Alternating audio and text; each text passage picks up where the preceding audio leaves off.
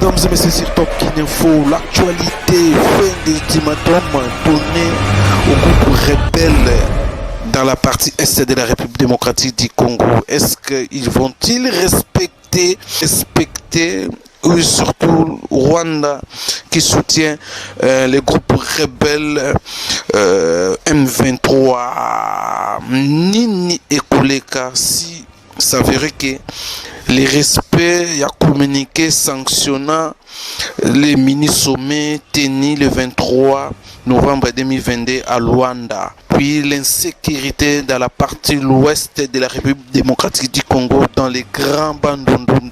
Suivez les Congolais qui ont réagi dans notre micro.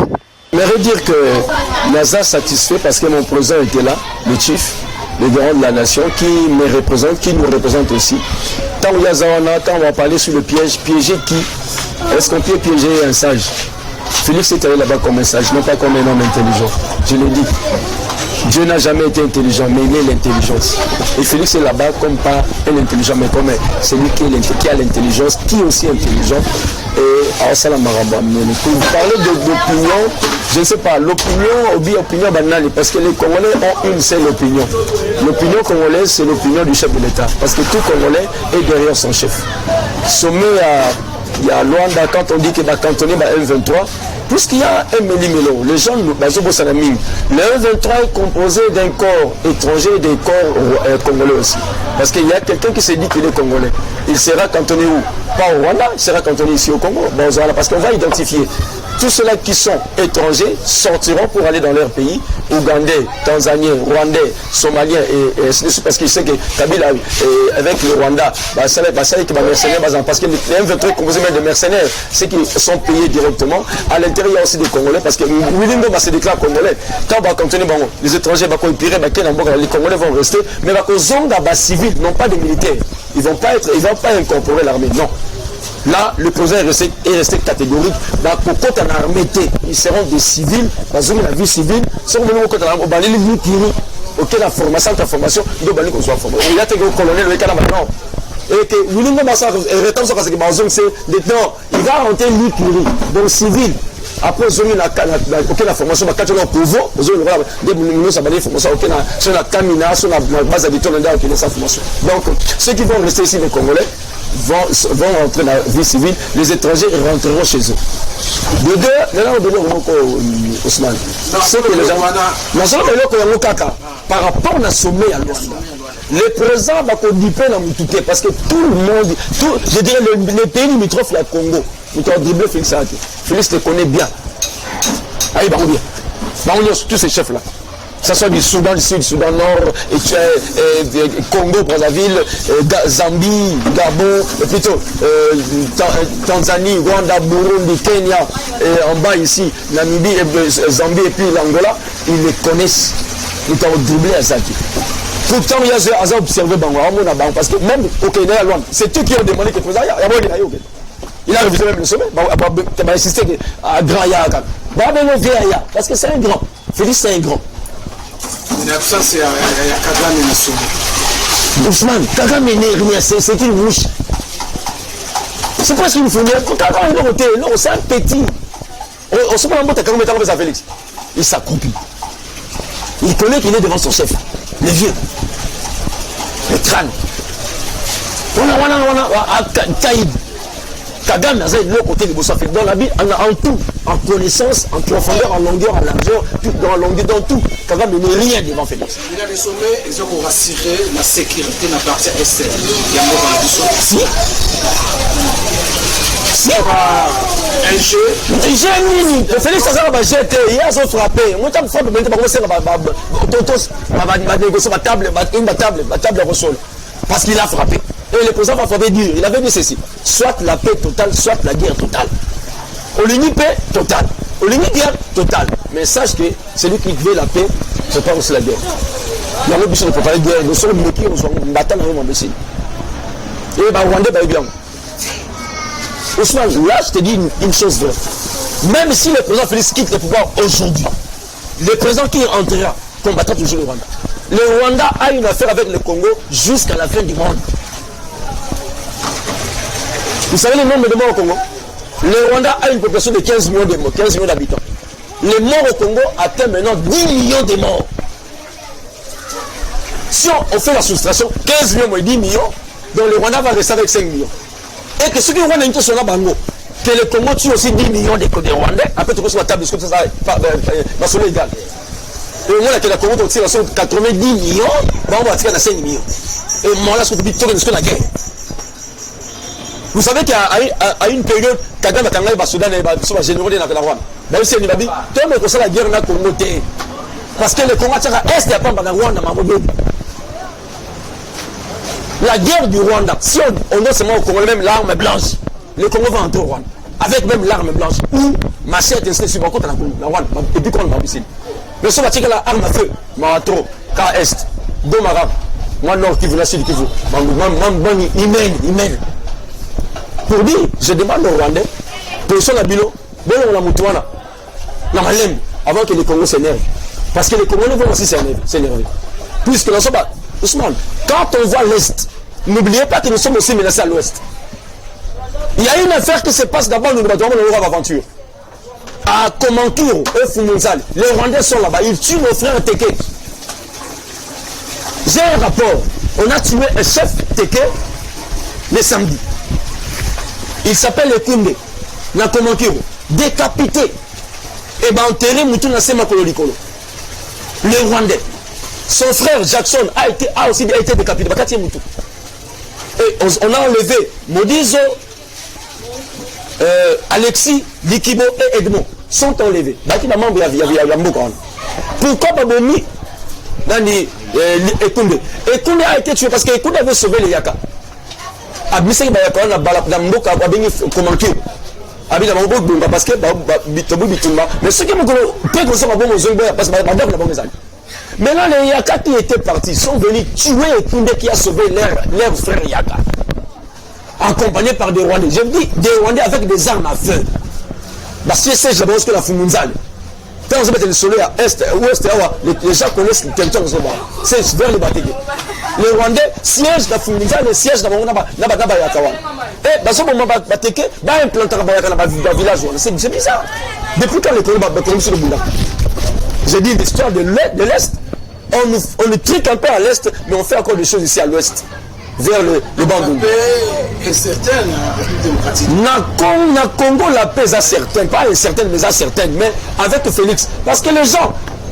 Écoutez, Ousmane, tout ça est clair. Si Félix était impuissant, on n'allait même pas les combattre. On combat Félix parce qu'il est fort. Un homme non fort va combattre la vérité. Si on va combattre Félix parce qu'il est fort. Et Félix veut que Mboka soit na Kimia. Avant que Congo va se retrouver, eux ne veulent pas la paix au Congo. Mais pourquoi les États-Unis et la France ne veulent pas la paix au Congo? Je dis les États et la France, pourquoi ils prennent la Congo? Chez eux, il y a la paix. Si vous avez la crise de la France, c'était les Bissot. Bissot, tout ça va Congolais.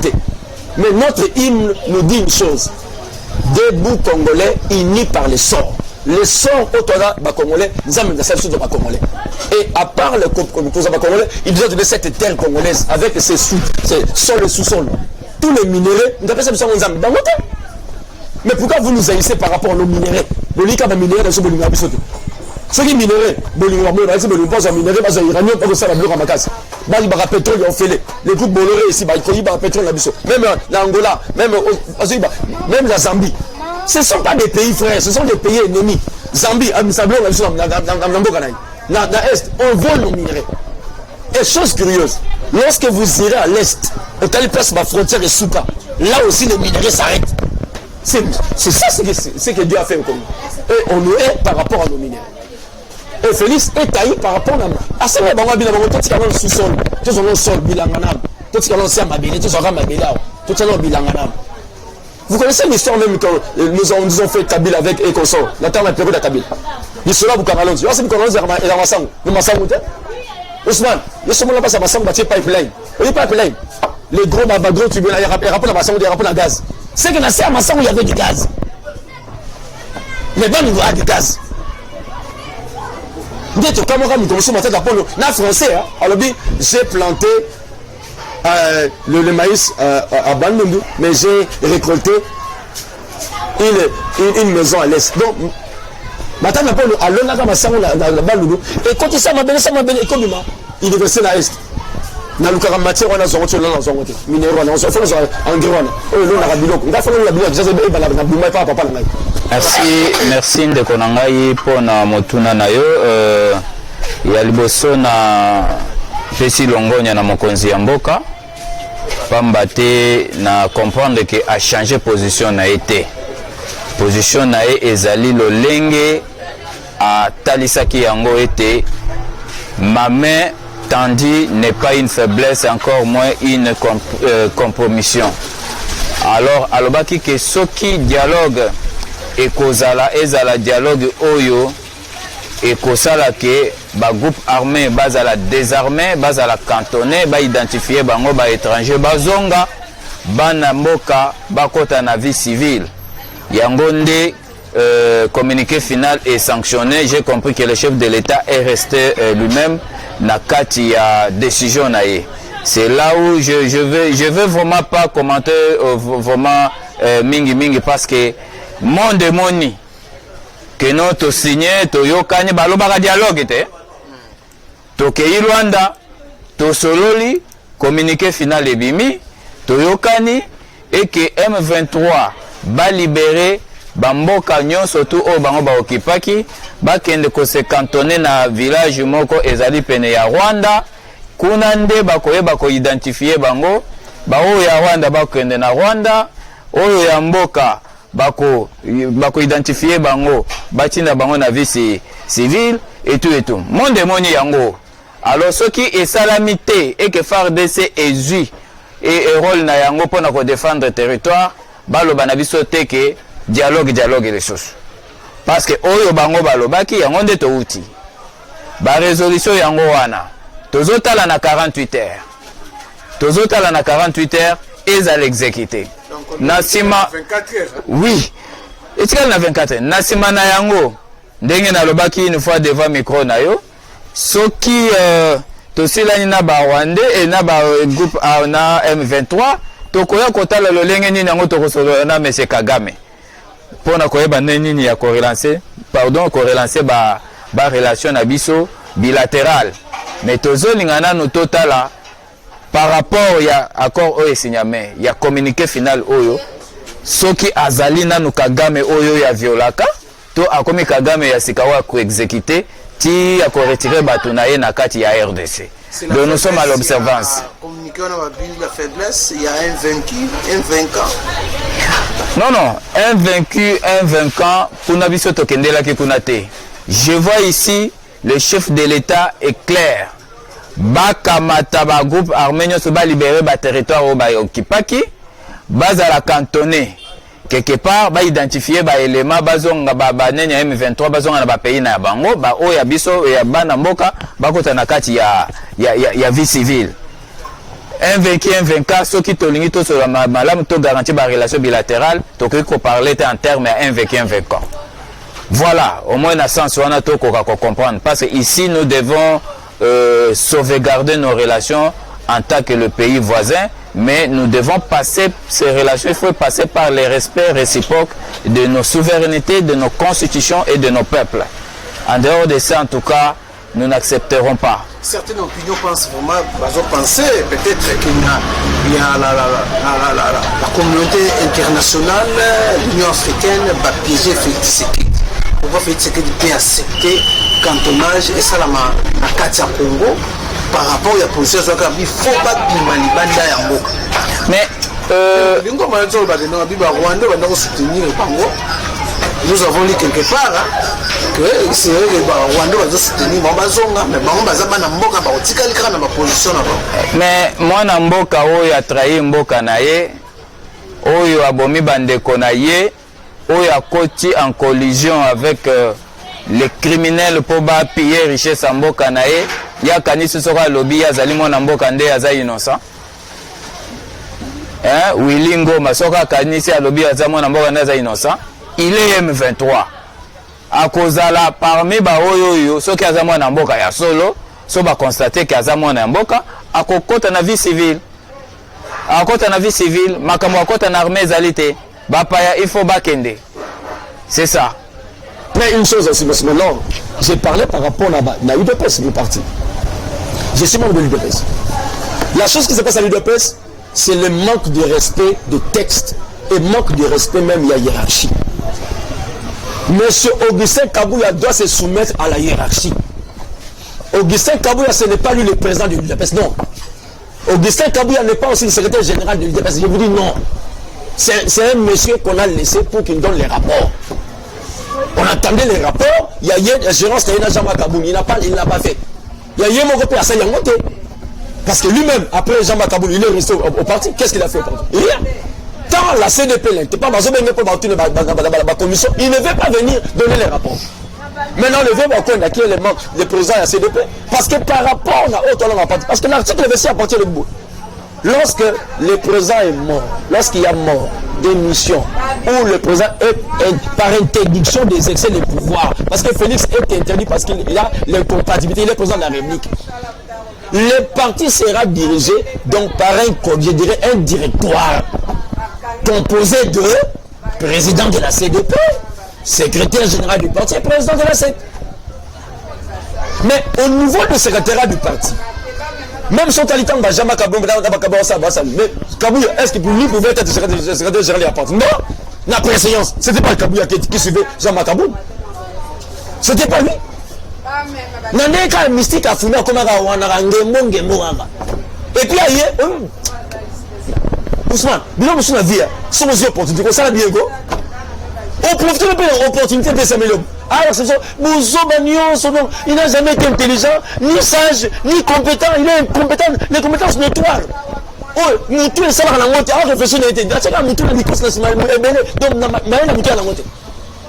Et on demande maintenant aujourd'hui, mais ça répond non, il combat le vieux Wakona parce que le vieux Wakona a déclaré des choses, bah tu vas passer par rapport au niveau de la permanence à partie. Les combattants UDPS.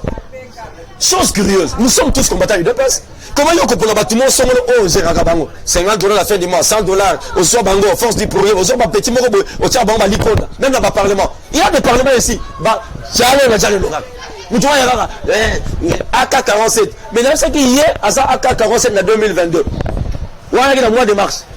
Sur l'année bien, mois de mars, mois d'avril, on a mois, et ce qui t'a AK-47, AK-43, AK-10, AK-20, AK-12, AK-2, AK... Le lait comme il a AK-0, parce que Azaz on a parti AK-0. C'est comme l'autre là, il était 850 gigas, maman pour un méga, pour un 1 méga, maman aussi. Il est parti. Lui maintenant aujourd'hui AK-0. Parce que le poste de secrétaire général de l'UDPS est vacant. C'est qu'a déclaré le vieux Wakon. Il n'y a personne là-bas. Tout le monde le peut postuler. Moi, j'irai pour postuler dans le secrétaire général de l'UDPS. J'attends aussi mon ami Jekobo Yato Salato pour tout ça système de démocratie. Moi, on s'en va secrétaire général de l'UDPS. Parce que maintenant, le poste doit être géré par des combattants authentiques à l'UDPS, de pères et de mères. ADN est là, mais qu'il a fait parce que le Moukich doit parler. Parce qu'on doit avoir l'esprit de Moukich. L'esprit d'Étienne Tshisekedi. Ceux qui vont valoriser la vie à vieux Étienne, ce que le vieux Étienne a fait au pas. Et puis nous tout fait ça là, on doit avoir des gens qui réfléchissent. Pas des gens qui sont là pour l'argent, non, nous voulons des responsables. Et l'UDPS n'a pas critère de nomination. Expertise, probité morale. C'est que Ousmane, l'autre là n'a pas une probité morale. Il n'a pas une probité morale. Tout le monde va ça. Afin de regarder combattant, voyou, il y a aussi un combattant. Pendant qu'ils ont un combattant. Au fil d'un combattant, au fil par rapport à quoi. Alors que lui, le combattant au fil, monnaie dans la gomme, la victoire dans la gomme. Mais en bas, c'est la terre. King Ngolo, King Ngolo, Tobik, Slamé Ngolo, il y aura pétrole. Ta soeur, tel sera sur le combat, ça va tomber comme ça, ça va vers la 4, ça va libanga. C'est un combattant, bunda. Et au final, le mot. Parce qu'il y a comme moi, non. Quand tu bouffes l'argent de Kabila, restez tranquille, fermez la bouche, laissez-nous faire le travail. Parce que nous, combattants, nous aidons le président Félix pour un succès. Il y a un mandat au pays. Parce que Félix aura un premier mandat et un deuxième mandat. Ousmane Limoussanga, Félix n'a pas encore fait un mandat. Il n'a fait qu'une mission. La mission était que Kabila dans Mpanzi, après tu as le premier mandat. Félix commencera son premier mandat en 2023. Ousmane, au cas où Félix a la première mandat en 2023. À sa mission en 5 ans. Parce que la mission était que le vieux avait dit. L'UDPS va avoir d'abord le pouvoir pour que M. Kabila sera hors. Donc Kabila sera là sans autre pouvoir. Et nous ferons cette mission, Kabila sans pouvoir, et bien comment dire, que tu as une élection pour l'IDP s'organiser, pour abattre. Alors Félix a le premier mandat, et mandat mon principe, il y a 7 ans. Et donc Félix a encore 14 ans. Là, la vérité, pourtant, Félix a un mandat, tu peux la construire, tu tiens à 7 ans, mandat à 7 ans. Alors j'ai 14 ans, tant qu'il y a aucun n'a pas la pour nous faire son pouvoir, donc tu as besoin de na profiter pour na meka un peu éclairer l'opinion na makambo et outil ko salama il y a quelques jours ou 4-5 jours concernant le président de la Convention démocratique de l'UDPS, le professeur Wakwenda Bukasa, contre M. Kabouya qui est le secrétaire général de CHI. Il y a UDPS. M. Wakwenda a été interpellé par le parquet qui a un rôle d'instruire les dossiers au Toyebi. Tomoni Babengi une invitation à répondre à ma paye Batindie na Boloko. Toluki Toyeba motif Penani Azali plaignant. Jusque-là, même procureur Azoko Kakoye Bisabiso Tenanyo ya portaki plainte contre Wakwenda. Toluki Toyeba motif ango ezali motif nini? Baza koye bisabiso po asalaki alobaki na vidéo moko boyekeno le pays n'est pas gouverné, il faut administrer le pays parce qu'il y a l'infiltration. Je me suis posé la question si c'est là qui constitue une infraction. Ce qui est allé infraction, balaksabiso ezali na livre ni infraction ou ezali kolobakeno si un fils du pays alobi que le pays n'est pas gouverné, il doit être arrêté.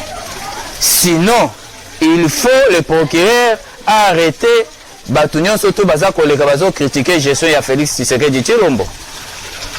Il faut pas kanga Prince Epenge. Il faut pas kanga Fayoul, il faut pas kanga Franck Diongo. Parce qu'il ne cesse jamais chaque jour de parler que le pays n'est pas gouverné. Or, dans le sens où le professeur Wakwenda Alobaki yango kino et Sengel va administrer le pays. N'est-ce pas que Est de la République, il y a des endroits où l'autorité de l'État est allée absent. N'est-ce pas qu'à l'Est de la République, ils ont la place où les rebelles bazak occupé parfois FARDC zoé bateke parfois FARDC zoé bateke non ba rebelle bazali esika oyo mais babisika il faut pas administrer yango soki Wakwenda lancer alerte pour na ko interpeller pouvoir nabiso pour que ba disposition ba résoudre cette question. C'est ça qui constitue l'infraction. Eux ils ont sengaye bala lisaye na boloko pour avoir dit cela. Toye kolandela na CC procureur ifaye bisabiso malamu. Procureur ifaye bisabiso malamu. Nani oyo apesi nani akoti plainte. Eza Kabouya azobomba nini? Kabouya lié. Ezali ye. C'était Kabouya aussi longtemps que Kabouya alors ya matinée. Mais politique représentant qui va mandataire a été fait ça déjà été procureur ya za la recherche à l'infraction. Kabouya kopesa biso les sontin. Il y a quoi que procureur ndazali à la recherche des infractions. Biso toyebi que procureur à la recherche il y a des infractions. C'est pas Kabouya de nous donner la leçon. Vous comprenez? Kabouya yeko se justifier pour yebi que ba reverser comme na yesa nini et reverser. Ndaya se justifier liboso ya ba poulet na yewa mesana ko tia na poche. Ndaya yeko se justifier. La Radio Okapi, nous avions suivi tous. Nous avons lu sur le site de Radio Okapi. Radio Okapi confirme que Monaki Kabouya a déposé une plainte contre Wakwenda. Nous avions suivi la Radio Okapi. A porté plainte dans la Radio Okapi. Comment y est ayebi que non procureur na Wakwenda basolola ki likambu ke Wakwenda lobaki que non ça c'est un problème interne du parti. Comment lui il a su? Si jamais bazo pesa un rapport, il y a situation des hommes les gâter chaque port. Il y a bien on n'est pas à avocat on le bossa batuna. Maintenant les dossiers. Ayeba kindenge nini ke Wakwenda alo avocat ke nezel kamo interne ya parti. Ayeba ka ondeni ezali ye biso to kanisa tango aloba ke no ako sanctionner et ka ko funda batu na niveau ya justice to kanisa ke no lokola azomi benga président ya parti azomi benga secrétaire général ya parti akokende ono ya IDPS po afunda wakwenda po na kotesa ke wakwenda za ko violer ba test ya parti il n'a pas qualité ya kolongolanga sasa mais curieusement tomonia ke a apporté plainte abatami na sima ya procureur de lingi koloba ka reconnaître que Yé Kabou azali na qualité et que wakwenda ce qu'il revendique ba revendication na eza noble pe ezali juste et par là toza kokende tina ye na suka assez alongwe azali de chi il venait d'être sanctionné par la commission nationale de discipline dans les jours à venir tokoyeba kozwa secrétaire général mususu ensemble toko préparer session extraordinaire to mimisa ba résolution ya sika ya ko préparer notre congrès oya ko ya pona Kabuya assez alongwe tozo senga na bana ya poto bana Espagne bana nyoso ya poto Kabuya aza kuna bokende bosolola na ye bo visiter bo pesa mbote nde bozaka pe ko pesa ba kabiliste ya kala botuna ye lolenge nini ye akomi président ya parti anomaka pe asala nini asala ba découpage ya ba fédération lolenge nini ye akomi na pouvoir ya koluka de lui-même akamata ba liste ya ba combattants ye moko kaka atindaka bango na ba institution alors que ezali pouvoir eza ko relever na président du parti. Voilà, et Sengeli tout interpellé. Donc pour Kabuya azali déjà ça leki nyoso to azosala ezali makelele ya pamba.